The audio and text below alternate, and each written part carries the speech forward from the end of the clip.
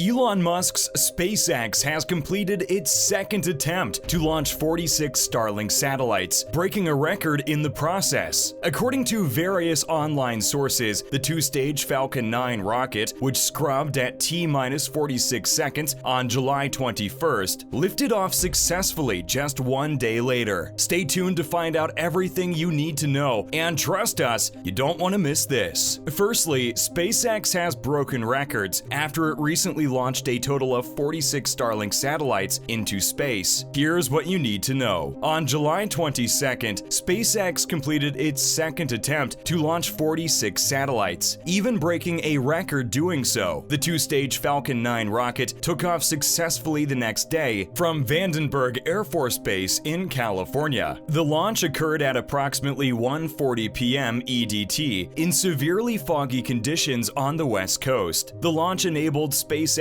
to break its previous record of 31 record launches in 2021, with a 32nd record launch in 2022, and counting. As the company seeks to expand its satellite internet service, Starlink has launched an impressive 2,800 individual Starlink satellites to date. The fourth SpaceX Starlink launch that just took place was Group 3-2. Now, SpaceX only intends to keep launching more. It has even received regulatory approval to launch 12,000 Starlink craft into orbit. Following that, the company will ask an international regulator to approve 30,000 satellites, making them one of the biggest and most impactful space companies out there today. Secondly, on the topic of SpaceX, NASA has announced that the new Space Telescope will be launched via a SpaceX rocket in 2026. NASA says the new Space Telescope will officially be launched in 2026 by a reusable heavy-lift rocket made by none other than Elon Musk's space company, SpaceX. NASA announced this past week that the Roman Space Telescope will launch no earlier than 2026 aboard a Falcon Heavy rocket from the California-based company. According to the reports, NASA will pay SpaceX $255 million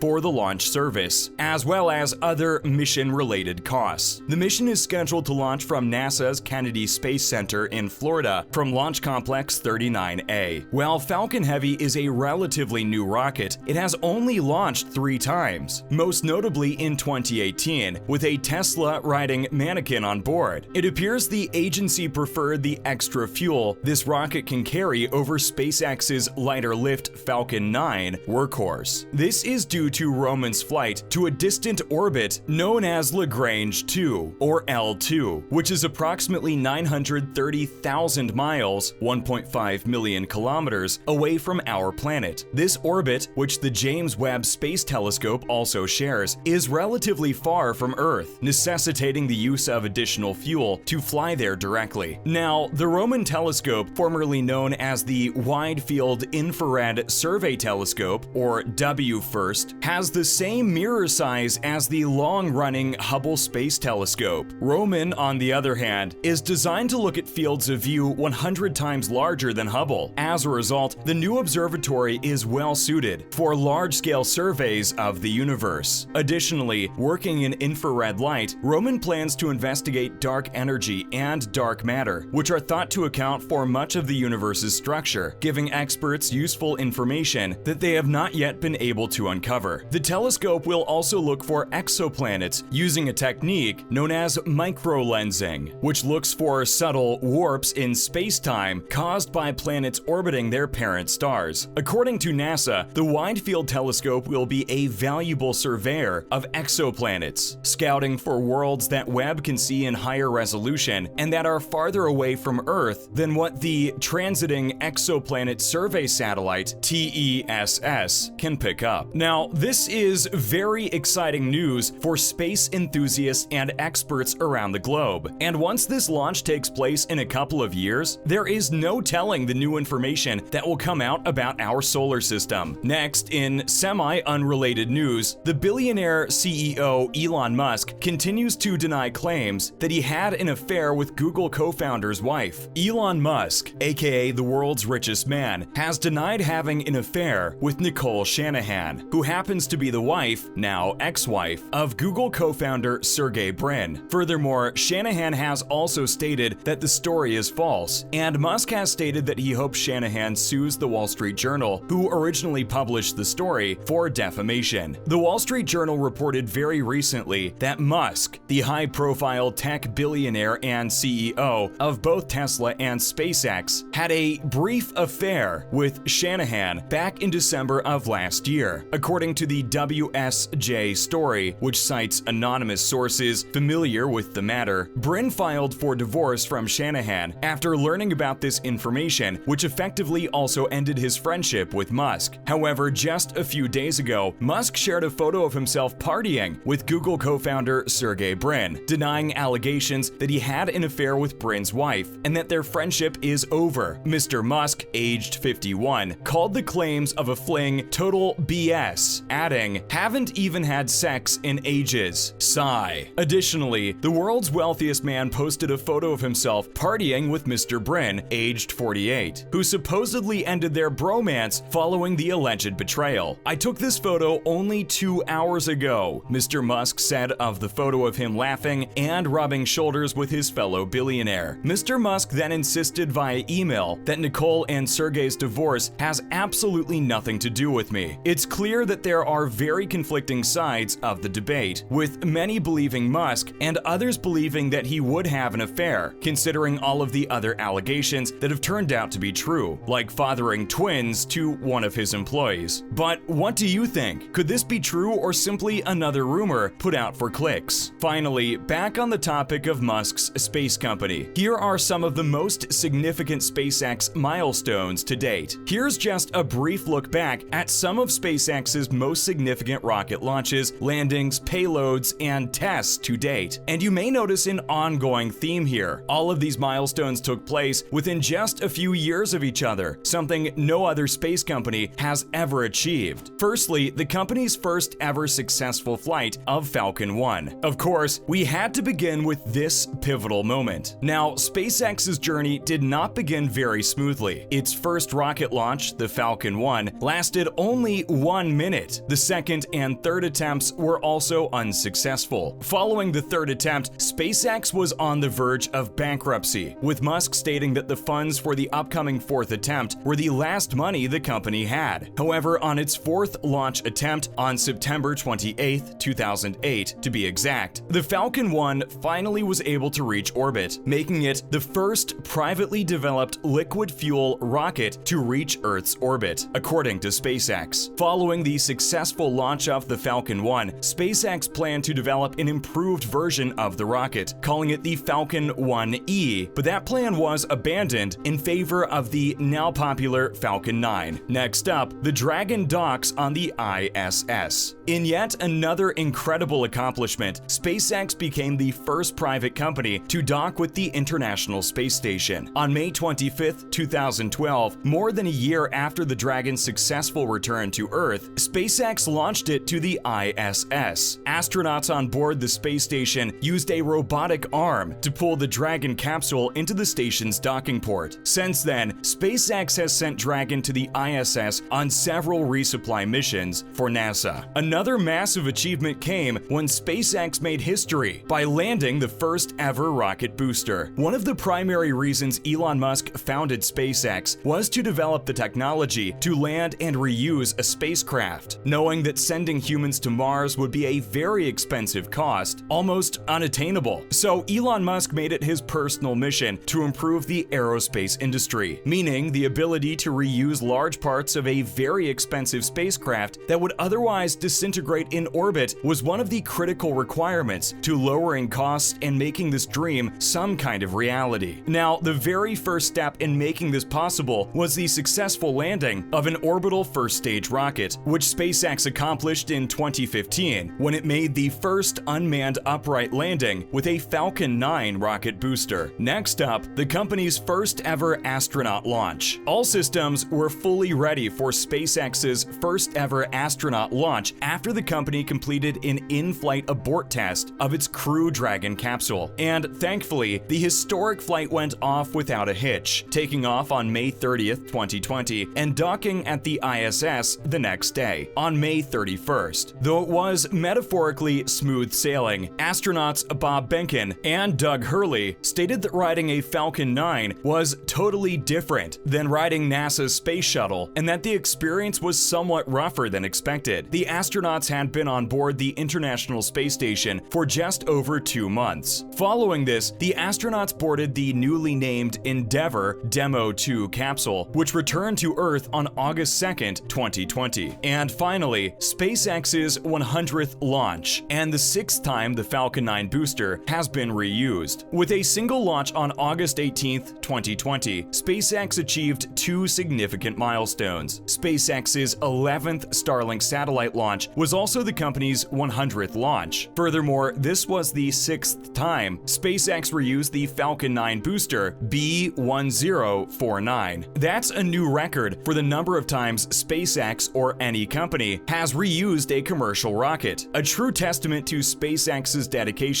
to rocket reuse. And there you have it, everything you need to know about SpaceX launching 46 Starlink satellites into space, along with other need-to-know space news. Now, make sure to let us know your thoughts, and as always, thanks for watching.